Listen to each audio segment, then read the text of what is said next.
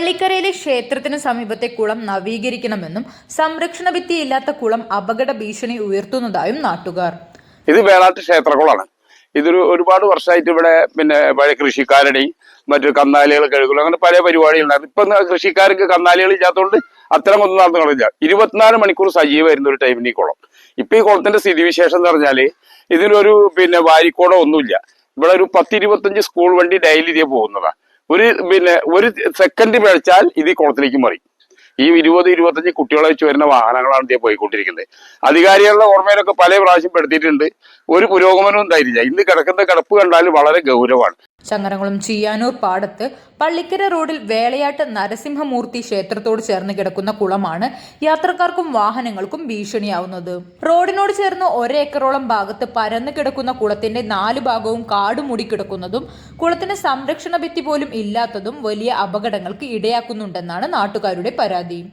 കുത്തനെയുള്ള ഇറക്കവും വളവുകളും ഉള്ള റോഡിൽ വിദ്യാർത്ഥികളെയും കൊണ്ട് നിരവധി വാഹനങ്ങൾ കടന്നു പോകുന്നുണ്ടെന്നും എന്തെങ്കിലും അപകടം നടന്നാൽ വലിയ ദുരന്തങ്ങൾക്ക് ഇടവരുമെന്നും നാട്ടുകാർ പറയുന്നു. ഇവിടുന്ന് വരുന്ന ഒരു ഇറക്കാണ്.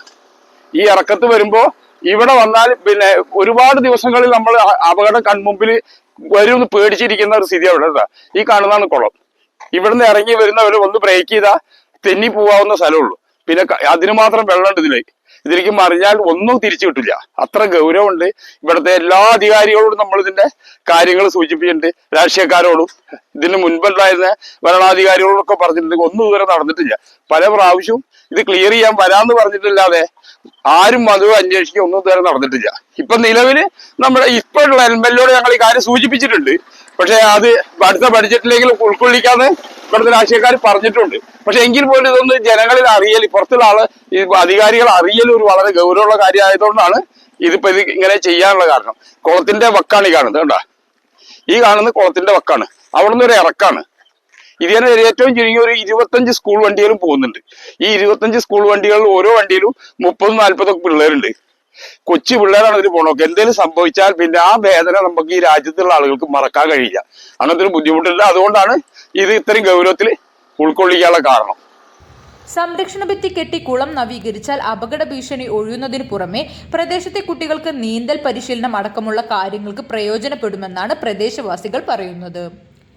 MLA അടക്കമുള്ളവർ ഇടപെട്ട് പ്രദേശത്തെ ഏറ്റവും വലിയ കുളങ്ങളിലൊന്നായ ഈ കുളം സുരക്ഷിതമാക്കാൻ നടപടി സ്വീകരിക്കണമെന്നാണ് നാട്ടുകാരുടെ ആവശ്യം.